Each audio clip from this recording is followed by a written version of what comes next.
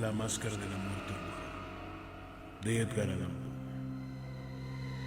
La muerte roja había devastado el país durante largo tiempo. Jamás una peste había sido tan fatal y tan espantosa. La sangre era encarnación y su sello. El rojo y el horror de la sangre. Comenzaba con agudos dolores, un vértigo repentino, y luego los poros sangraban y sobrevenía la muerte. Las manchas escarlata en el cuerpo y la cara de la víctima eran el bando de la peste, que la aislaba de toda ayuda y de toda simpatía. Y la invasión, progreso y el fin de la enfermedad se cumplían en media hora. Pero el príncipe próspero era feliz, intrépido y sagaz. Cuando sus dominios quedaron semidespoblados, llamó a su lado a 1000 caballeros y damas de su corte, y se retiró con ellos al seguro encierro de una de sus abadías fortificadas. Era esta de amplia y magnífica construcción, y había sido creada por el excéntrico, aunque majestuoso gusto del príncipe. Una sólida y altísima muralla la circundaba. Las puertas de la muralla eran de hierro. Una vez adentro, los cortesanos trajeron fraguas y pesados martillos y soldaron los cerrojos. Había resuelto no dejar ninguna vía de ingreso o de salida a los súbditos, e impuso de la desesperación o del frenesí. La abadía estaba ampliamente provisionada. Con precauciones semejantes, los cortesanos podían desafiar el contagio. Que el mundo exterior se las arreglara por su cuenta. Entretanto, era una locura afligirse. El príncipe había reunido todo lo necesario para los placeres. Había bufones, improvisadores, bailarines y músicos. Había hermosura y vino. Todo eso y la seguridad estaban del lado de adentro. Afuera estaba la muerte roja. Al cumplirse el 5º o 6º mes de la reclusión, y cuando la peste hacía los más terribles estragos, el príncipe próspero ofreció a sus 1000 amigos un baile de máscaras de las más insólitas magnificencias. Aquella mascarada era un cuadro voluptuoso, pero permitan que antes les describa los salones donde se celebraba. Eran 7, una serie imperial de estancias. En la mayoría de los palacios, la sucesión de salones forma una larga galería en línea recta, pues las dobles puertas se abren hasta adosarse a las paredes, permitiendo que la vista alcance la totalidad de la galería. Pero aquí se trataba de algo muy distinto, como cabía esperar del amor del príncipe por lo extraño. Las estancias se hallaban dispuestas con tal irregularidad que la visión no podía abarcar más de una a la vez. Cada 20 o 30 metros había un brusco recodo, y en cada uno nacía un nuevo afecto. A derecha y a izquierda, en mitad de la pared, una alta y estrecha ventana gótica daba un corredor cerrado que seguía el contorno de la serie de salones. Las ventanas tenían vitrales cuya coloración variaba en el tono dominante de la decoración del aposento. Sí, por ejemplo, la cámara de la extremidad oriental tenía tapicerías azules. Vívidamente azules eran sus ventanas. La segunda estancia ostentaba tapicerías y ornamentos purpúreos, y ahí los vitrales eran púrpura. La tercera era enteramente verde, y lo mismo los cristales. La cuarta había sido decorada e iluminada con el tono naranja. La quinta con blanco. La sexta con violeta. El séptimo aposento parecía completamente cubierto de colgaduras de terciopelo negro que abarcaban el techo y las paredes, cayendo en pliegues sobre una alfombra del mismo material y tonalidad. Pero en esta cámara el color de las ventanas no correspondía a la decoración. Los cristales eran escarlata, tenían un color de sangre. A pesar de la profusión de ornamentos de oro que aparecían aquí y allá, o colgaban de los techos, en aquellas 7 estancias no había lámparas ni candelabros. Las cámaras no estaban iluminadas con bujías o arañas, pero en los corredores paralelos a las galerías y opuestos a cada ventana se alzaban pesados trípodes que sostenían un ígneo brasero, cuyos rayos se proyectaban a través de los cristales teñidos e iluminaban brillantemente cada estancia. Producían en esta forma multitud de resplandores tan vivos como fantásticos.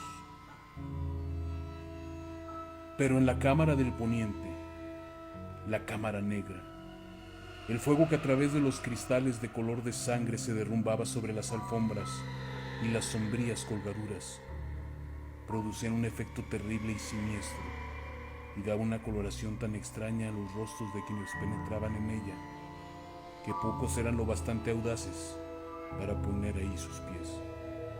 En este aposento, contra la pared del poniente, se apoyaba un gigantesco reloj de ébano. Su péndulo se balanceaba con un resonar sordo, pesado, monótono. Y cuando el minutero había completado su circuito y la hora iba a sonar, de las entrañas de bronce del mecanismo nacía un tañido claro y resonante, lleno de música, mas su tono y su énfasis eran tales que, a cada hora, los músicos de la orquesta se veían obligados a interrumpir momentáneamente su ejecución para escuchar el sonido. Y las parejas danzantes cesaban por fuerza sus evoluciones. Durante un momento, en aquella alegre sociedad reinaba el desconcierto. Y mientras aún resonaban los tañidos del reloj, era posible observar que los más atolondrados palidecían, y los de más edad y reflexión se pasaban de la mano por la frente, como si se entregaran a una confusa meditación o a un ensueño. Pero apenas los ecos cesaban del todo, livianas risas nacían en la asamblea. Los músicos se miraban entre sí, como sonriendo de su insensata nerviosidad, mientras se comprometían en voz baja, para que al siguiente tañido del reloj no provocara en ellos una emoción semejante. Mas al cabo de 63.600 segundos, el tiempo que huye, el reloj daba otra vez la hora y otra vez nacía el desconcierto, el temblor y la meditación. Pese a ello, la fiesta era alegre y magnífica. El príncipe tenía gustos singulares. Sus ojos se mostraban especialmente sensibles a los colores y sus efectos. Desdeñaba los caprichos de la mera moda. Sus planes eran audaces y ardientes. Sus concepciones brillaban con bárbaro esplendor. Algunos podrían haber creído que estaba loco. Sus cortesanos sentían que no era así. Era necesario oírlo, verlo y tocarlo para tener la seguridad de que no lo estaba. El príncipe se había ocupado personalmente de gran parte de la decoración de las 7 salas destinadas a la gran fiesta. Su gusto había guiado la selección de los disfraces. Grotescos eran estos, a no dudarlo. Reinaba en ellos el brillo, el esplendor, lo picante y lo fantasmagórico. Veíanse figuras de arabesco, con siluetas y atuendos incongruentes. Veíanse fantasías delirantes, como las que aman los locos.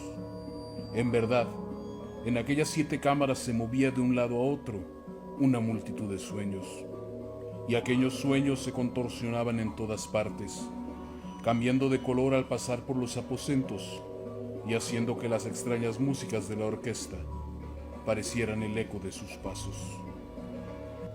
Mas otra vez tañe el reloj que alza en el aposento del terciopelo. Por un momento todo queda inmóvil, todo en silencio, salvo la voz del reloj. Los sueños están helados, rígidos en sus posturas, pero los ecos del tañido se pierden. Apenas han durado un instante y una risa. Ligera, a medias sofocada, flota tras ellos en su fuga. Otra vez crece la música, viven los sueños, contorsionándose al pasar por las ventanas, por las cuales irrumpen los rayos de los trípodes. Mas en la cámara que da al oeste, ninguna máscara se aventura, pues la noche se avanza y una luz más roja se filtra por los cristales de color de sangre, aterradora en las tinieblas de la colgadura negra. Y para aquello cuyo pie se pone en la alfombra de sombras, brota el reloj de ébano un ahogado resonar mucho más solemne que los que alcanzan a oír las máscaras entregadas a la lejana alegría de las otras estancias. Congregábase densa multitud en estas últimas, donde afiebradamente latía el corazón de la vida.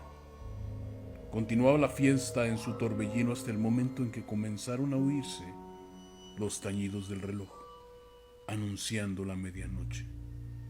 Cayó entonces la música, como ya he dicho, y las evoluciones de los bailarines se interrumpieron. Y como antes, se produjo en todos una sensación de angustia. Mas esta vez el reloj debía tañer 12 campanadas, y quizá por eso ocurrió que los pensamientos invadieron en mayor número las meditaciones de aquellos que reflexionaban. Ante los últimos ecos del carillón se hubieran hundido en el silencio. Muchos de los concurrentes tuvieron tiempo para advertir la presencia de una figura enmascarada que hasta entonces no había llamado la atención de nadie. Y habiendo corrido en un susurro la noticia de aquella nueva presencia, alzóse al final un rumor que expresaba la desaprobación, sorpresa y finalmente espanto, horror y repugnancia. En una asamblea de fantasmas como la que acabo de describir, es de imaginar que una aparición ordinaria no hubiera provocado semejante conmoción. El desenfreno de aquella mascarada no tenía límite, pero la figura en cuestión ultrapasaba todo aquello e iba incluso más allá de lo que el liberal criterio del príncipe toleraba. En el corazón de los más temerarios hay cuerdas que no pueden tocarse sin emoción. Aún el más lejano de los seres, para quien la vida y la muerte son igualmente un juego, sabe que hay cosas con las cuales no se puede jugar. Los concurrentes parecían sentir en lo más hondo que el traje y la apariencia del desconocido no revelaban ingenio ni decoro. Su figura alta y flaca estaba envuelta de la cabeza a los pies con una mortaja. La máscara que se ocultaba al rostro se parecía de tal manera al semblante de un cadáver ya rígido que el escrutinio más detallado se había visto en dificultades para descubrir el engaño. Cierto, aquella frenética ocurrencia se podía tolerar, sino aprobar semejante disfraz. Pero el enmascarado se había atrevido a asumir las apariencias de la muerte roja. Su mortaja estaba salpicada de sangre y su amplia frente, así como el rostro, aparecían manchados por el horror escarlata. Cuando los ojos del príncipe Próspero cayeron sobre la espectral imagen, que ahora con un movimiento lento y solemne, como para dar relieve a su papel, se paseaba entre los bailarines, convulsionóse en el primer momento con un estremecimiento de terror o de disgusto, pero inmediatamente su frente enrojeció de rabia. ¿Quién se atreve?, preguntó con voz ronca a los cortesanos que lo rodeaban. ¿Quién se atreve a insultarnos con esta burla blasfematoria? Apodérense de él y desenmascárelo, para que sepamos a quién vamos a ahorcar al alba en las almenas. Al pronunciar estas palabras, el príncipe Próspero se hallaba en el aposento del este, el aposento azul. Sus aposentos resonaban alta y claramente en las 7 estancias, pues el príncipe era hombre temerario y robusto, y la música acababa de cesar con la señal de su mano. Con un grupo de pálidos cortesanos a su lado hallase el príncipe en el aposento azul. Apenas hubo hablado, los presentes hicieron un movimiento en dirección al intruso, quien en ese instante se hallaba a su alcance, y se acercaba al príncipe con un paso sereno y cuidadoso. Mas la indecible aprensión que la insana apariencia del enmascarado había producido en los cortesanos impidió que nadie alzara la mano para detenerlo, y así sin impedimentos pasó éste a 1 metro del príncipe, y mientras las vastas concurrencias retrocedían en un solo impulso hasta pegarse a las paredes, siguió andando ininterrumpidamente, pero con el mismo y solemne paso que desde el principio lo había distinguido.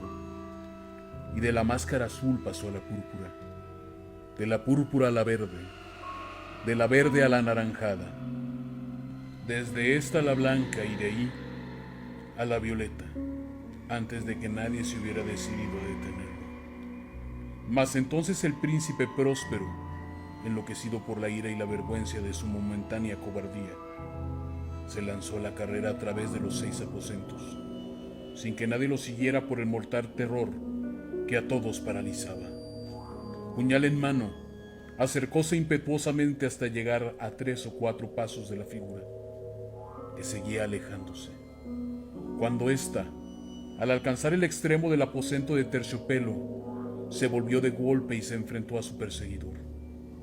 Oyóse un agudo grito mientras el puñal caía resplandeciente sobre la negra alfombra, y el príncipe próspero se desplomaba muerto.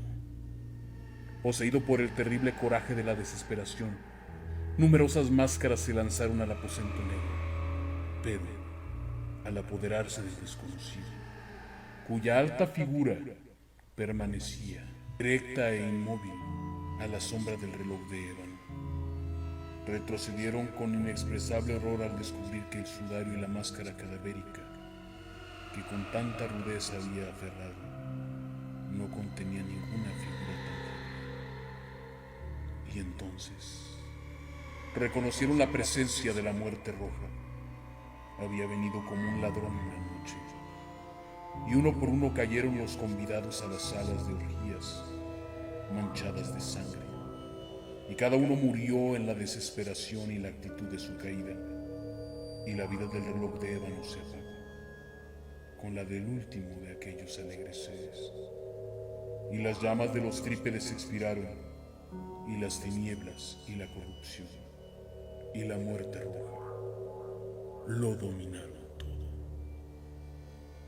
Terror.